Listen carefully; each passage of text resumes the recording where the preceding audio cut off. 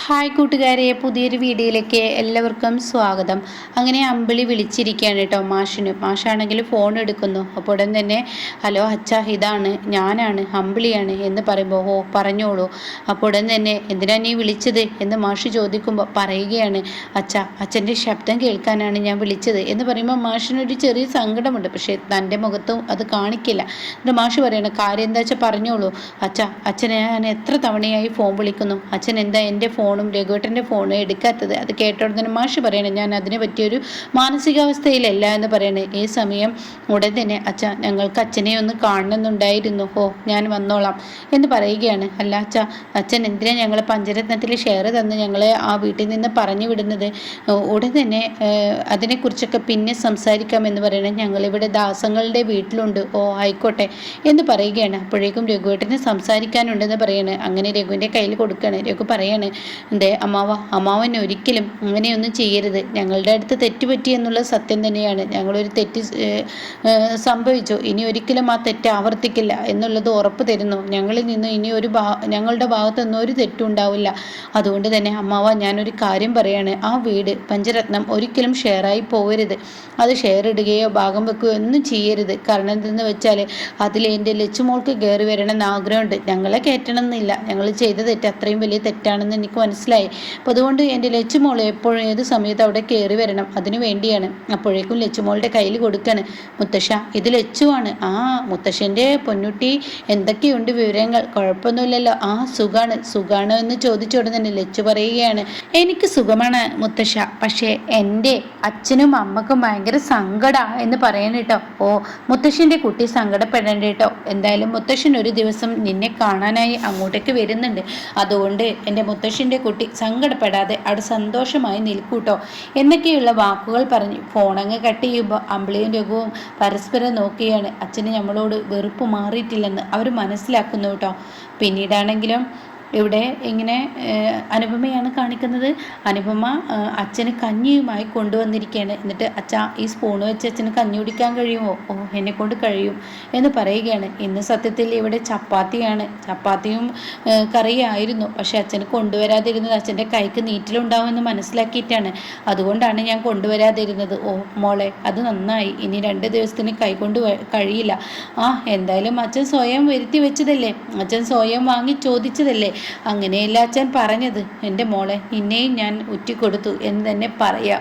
ഈ അച്ഛൻ നിന്നെ ചതിച്ചു, അതാണ് ചെയ്തത്. ഞാൻ അപ്പോഴത്തെ ഈ വീട്ടിലൊരു പ്രശ്നം ഉണ്ടാവരുതെന്ന് കരുതിയാണ് അങ്ങനെയൊക്കെ പറഞ്ഞത്. അത് ഈ വീട്ടിൽ എല്ലാവർക്കും അറിയാം അമ്മയെക്കുറിച്ച് എല്ലാവർക്കും അറിയാം. ഇന്ദ്രട്ടൻ്റെ മുന്നിൽ അച്ഛൻ ഞാൻ സ്വയം ചെയ്തതാണെന്ന് പറഞ്ഞാലോ ഇവിടെ എല്ലാവർക്കും അറിയാം അമ്മയാണ് ഇതൊക്കെ ചെയ്യിപ്പിക്കുന്നതെന്ന്. സത്യം പറയാലോ, ഇവിടെ കഞ്ഞി ഉണ്ടാക്കിയതിൻ്റെ പേരിൽ ഇനിയിപ്പോൾ പ്രശ്നം ഉണ്ടാവുമോ എന്ന് പറയുമ്പോൾ ഇവിടെ ഏതിനും പ്രശ്നങ്ങൾ ഉണ്ടാക്കാൻ അമ്മ ശ്രമിക്കും. പക്ഷെ ഇക്കാര്യത്തിൽ എന്തായാലും ഇനി ഉണ്ടാക്കാൻ നോക്കില്ല. കാരണം അച്ഛൻ ഇന്ന് അമ്മയ്ക്ക് വേണ്ടി സംസാരിച്ചതല്ലേ. അപ്പം അതുകൊണ്ട് ആ ഒരു നന്ദി അമ്മ കാണിക്കാതിരിക്കത്തില്ലല്ലോ. ഇന്നിപ്പോൾ ഇന്ദ്രട്ടൻ്റെ മുന്നിൽ കള്ളിയാക്കിയില്ലല്ലോ. അപ്പം അതുകൊണ്ട് എന്തായാലും കാണിക്കില്ല എന്ന് പറയുകയാണ് കേട്ടോ. ഉടൻ തന്നെ എന്തായാലും മോളെ, ഇനി ഈ വീട്ടിൽ ഞാൻ കാരണം ഒരു പ്രശ്നം ഉണ്ടാവരുത്. അതുകൊണ്ട് മോളെ, ഞാൻ പറയാനുള്ളത് പറഞ്ഞാണ്. എനിക്ക് 2 ദിവസത്തിന് കഞ്ഞി തന്നെ മതി എന്നൊക്കെ പറയുമ്പോൾ ശരിയെന്ന് പറയണേ.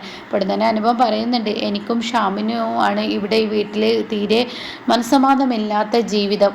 എന്തോന്ന് പറയാനാണ്, ഞങ്ങൾക്ക് ഈ വീട്ടിൽ അമ്മ ഒരു നിലയും വിലയും തരില്ല. എനിക്ക് മനസ്സിലായി.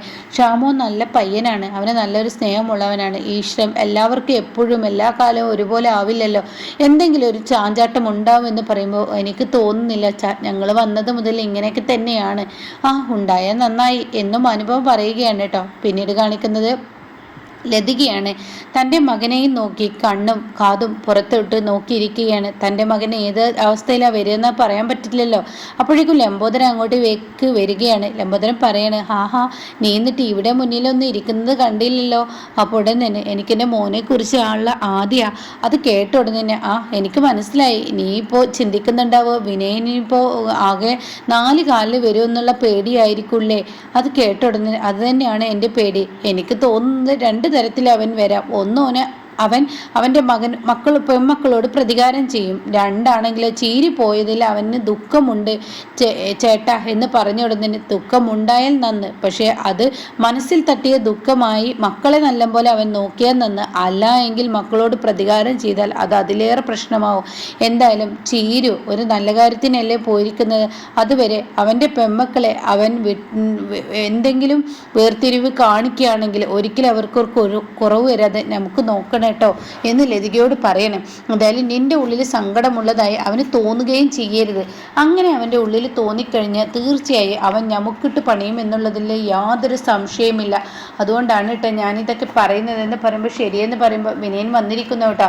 അങ്ങനെ വിനയനെ കണ്ടപാട് ഉടൻ തന്നെ ലതിക ചോദിക്കുകയാണ്, എന്താടാ എന്നെ കാത്തിരിക്കുകയായിരിക്കൂല്ലേ, നിങ്ങൾ എന്നെ കണ്ടപ്പോൾ നിങ്ങൾക്ക് തോന്നിയിട്ടുണ്ടാവും ഞാനിപ്പോൾ 4 കാലിലായിരിക്കും വരുന്നത്. എന്നാൽ ഈ വിനയൻ ഒരിക്കലും 4 കാലിൽ വരില്ല. വിനയൻ ജീവിക്കുകയാണ്, ഇനി മുതൽ ജീവിക്കാൻ പോവുകയാണ്. അതെ, ആ വാടകക്കാരനുണ്ടല്ലോ, ആ പിരിവിന് വരുന്നവനുണ്ടല്ലോ, അതായത് ഞാനിപ്പോൾ വീട് പണയം വെച്ച് അവന് ഞാൻ പൈസ കൊടുത്തു കേട്ടോ, ഒരു തുക അടച്ചു. ഇനിയിപ്പോൾ അവരുടെ വീട്ടിൽ CCTV ആണെന്ന് എന്നോട് ആവശ്യപ്പെട്ടു. അപ്പോൾ അതും ഞാൻ നാളെ ചെയ്തു കൊടുക്കാൻ പോവാണ്. സിംഗപ്പൂർക്കാർക്ക് മാത്രമല്ലല്ലോ പണിയെടുക്കാൻ കഴിയുക എന്നുള്ളത് കാണിച്ചു കൊടുക്കണമല്ലോ. പിന്നെ ചീരുള്ളപ്പോൾ കുറച്ച് ലിസ്റ്റും കാര്യങ്ങളൊക്കെ തന്നിരുന്നു, ഞാനത് വിട്ടുപോയിരുന്നു. മക്കൾക്കുള്ളതാണ്, അത് വാങ്ങിച്ചു കൊടുത്തിരിക്കുന്നു. മോനെ നിനക്കപ്പോഴേക്കും ചായ എടുക്കട്ടെ ഞാൻ എന്ന് ലതിക ചോദിക്കാൻ തൻ്റെ മകൻ്റെ മാറ്റം കണ്ട് ഉടൻ തന്നെ പറയാണ്, വേണ്ടമ്മേ ഞാൻ കുളിച്ചു വരാം, അപ്പോഴേക്കും എനിക്ക് ഊണെടുത്ത് വെച്ചാൽ മതി, ചായ ഒന്നും വേണ്ടെന്ന് പറയണേ കേട്ടോ. അങ്ങനെ ഈ സമയം എന്തായാലും അവന് മാറ്റമുണ്ട്, ഉത്തരവാദിത്വത്തിലോട്ട് കയറുന്നു എന്ന് തോന്നുന്നു. എന്തായാലും സമാധാനത്തിലിരിക്കുക എന്ന് പറയണേ. പിന്നീട് കാണിക്കുന്നത് ശ്യാമിനെയാണ്. ശ്യാം റൂമിൽ ചെന്നപ്പോൾ അവിടെ ഈ മാല ഇരിക്കുന്നത് കാണാണ്. ഇത് കണ്ടോടെ തന്നെ ഇഷ്ര ഇത് സ്വർണ്ണമാലയാണല്ലോ, റോൾഡ് ഗോൾഡ് ഒന്നും അല്ലല്ലോ എന്നിങ്ങനെ പറയുന്നുണ്ട്. അങ്ങനെ മാല പിടിച്ചിരിക്കുമ്പോഴാണ് സോന വരുന്നത്. അതെ, നിങ്ങൾക്കുള്ള ഭക്ഷണം എടുത്തു വെക്കട്ടെ. അയ്യോ എനിക്കിപ്പോൾ ഭക്ഷണം വേണ്ട. ഇന്ദ്രേട്ടനും ഈ പറയുന്ന സത്യം ഏട്ടനും ഇപ്പോൾ വേണ്ടെന്നാ പറഞ്ഞത്. എനിക്കും എന്നാ വേണ്ട, അവരുടെ കൂടെ മതി. ഇപ്പോൾ നിങ്ങൾക്ക് എൻ്റെ കാര്യത്തിൽ ഒരു ഉത്തരവാദിത്വമില്ല എന്ന് സോന പറയുകയാണ് ശ്യാമിനോട്. എൻ്റെ കൂടെ ഇരുന്ന് ഭക്ഷണം കഴിക്കണോ അങ്ങനെയുള്ള ഒരു ഉത്തരവാദിത്വവുമില്ല. അപ്പം അത് കേട്ട ഉടൻ തന്നെ, എടി എല്ലാവരും കഴിക്കുമ്പോൾ നിനക്കും ഞങ്ങളുടെ കൂടെ ഇരുന്ന് കഴിഞ്ഞാൽ എൻ്റെ കൂടെ നിൻ്റെ കൂടെ ഇരുന്ന് എനിക്കും ഭക്ഷണം കഴിക്കാമല്ലോ, അങ്ങനെ അങ്ങ് ചെയ്താൽ പോരെ, നീ ഇരിക്കാത്തതിൽ എൻ്റെ കുറ്റമല്ലല്ലോ എന്നൊക്കെ ഇങ്ങനെ പറയാണ്. അല്ല ഇതെവിടുന്ന ഈ മാല, ഇത് സ്വർണ്ണമാലയാണല്ലോ, ഇതെവിടുന്ന് കിട്ടി? അതെ ഈ അമ്മ വാങ്ങി തന്ന. അമ്മയോ? അതെ ഏതമ്മ? അതെ എനിക്കൊരമ്മയുള്ളൂ എന്ന് എനിക്കറിയില്ലേ, നിങ്ങൾക്ക് അമ്മയൊന്നും ഇല്ലല്ലോ.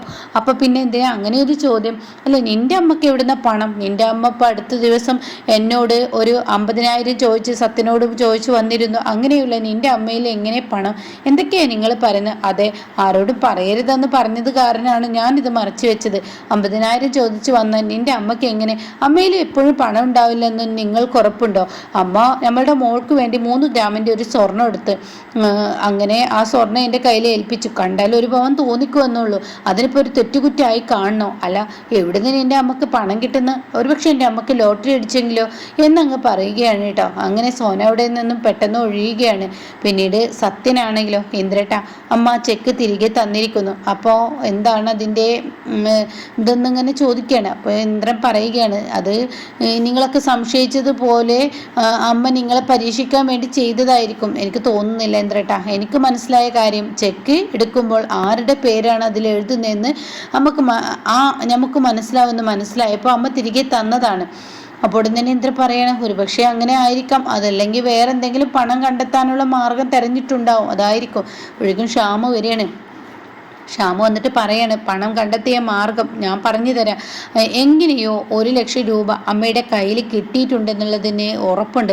ഇപ്പോൾ എൻ്റെ കുഞ്ഞിന് വേണ്ടി 3 ഗ്രാം സ്വർണം വാങ്ങിയിട്ടുണ്ട്, അതുകൊണ്ടാണ് ആ ചെക്ക് തിരികെ വന്നതെന്ന് പറയട്ടോ. അപ്പോൾ ഈ സമയം ഇതെങ്ങനെ അമ്മക്ക്? അപ്പോൾ സോന ലോട്ടറി കിട്ടി എന്നൊക്കെയാണ് സോന പറയുന്നത്, ലോട്ടറി അടിച്ചിട്ടുണ്ടാവാം എന്നാണ് അവൾ പറയുന്നതെന്ന് പറയുമ്പോൾ ഇവർക്കാകെ മൊത്തത്തിലൊരു ചുറ്റിക്കളി തോന്നുന്നു കേട്ടോ.